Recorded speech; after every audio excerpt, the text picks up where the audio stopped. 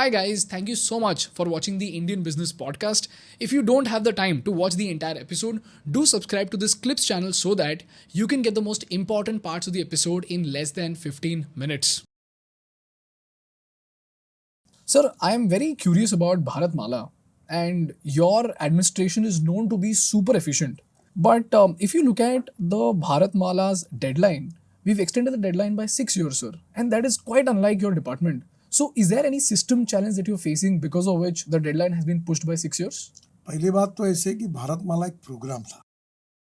वो प्रोग्राम कम से कम आज के हिसाब से देखा जाए भारतमाला बना तो 40 लाख करोड़ का है। तो ये कोई 40 लाख करोड़ का एक साल में पूरा करने का प्रोग्राम नहीं। प्रोग्राम है बड़ा है। तो उस प्रोग्राम में फेज है, फेज 1, फेज 2, 3। तो उसमें से हमने लेकर प्रोजेक्ट शुरू किया। ये लॉन्ग टर्म का एक उद्देश्य था। एक साल में 40 लाख करोड़ के काम करना ऐसा नहीं था। करेक्ट। पहली बात ये प्रोग्राम है। दूसरा फेज वाइज है। दूसरा अब भारतमाला 2 को अभी तक कैबिनेट का अप्रूवल नहीं मिला है। भारतमाला 1 तक एम सीमित है। जब 2 को मिलेगा तब उसकी शुरुआत करेंगे। सर, अभी फेज 1 का डेडलाइन पुश हुआ है, राइट, फ्रॉम 2022 टू 2027। अब काफ़ी बड़े पैमाने पर काम हुआ है और उस समय जब हमने अंदाज किया था उसके बाद उसमें थोड़ी देर भी बड़े बड़े हाईवे 36 ग्रीन एक्सप्रेस है बन रहे। दिल्ली से चेन्नई, कन्याकुमारी, इधर है कटरा से भी ज़्यादा मनाली से अटल टनल 3.5 घंटे के बजाय 8 मिनट में। उसके बाद लद्दाख लेह तक 8 टनल मनाली के बाद, रोहतांग पास के बाद, वहाँ से लद्दाख लेह के बाद जुजिला टनल आशिया की सबसे बड़ी 11.6 किलोमीटर वो पूरी हो रही, 75% पूरी हुई। फिर झेड़मोर वो लगभग पूरी हुई। वहाँ से श्रीनगर से जम्मू तक 18 टनल बड़ा रोड बना है।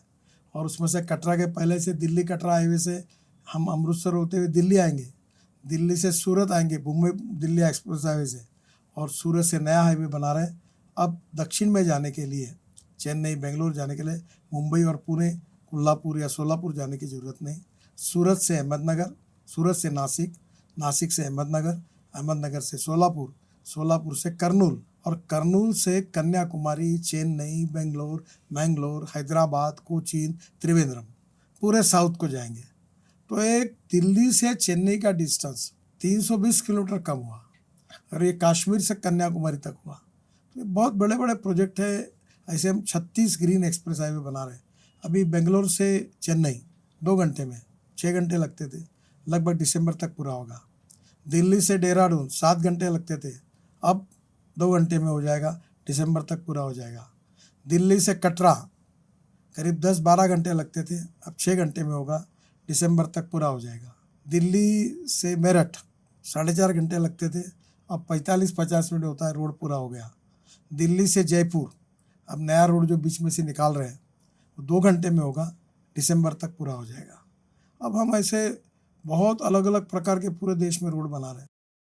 अभी नागपुर से हैदराबाद बना रहे हैं, अभी पूना से संभाजी नगर औरंगाबाद बना रहे हैं। अभी 9 घंटे लगते, 2 घंटे में हो जाएगा। नागपुर से पुणे 4.5-5 घंटे में हो जाएगा।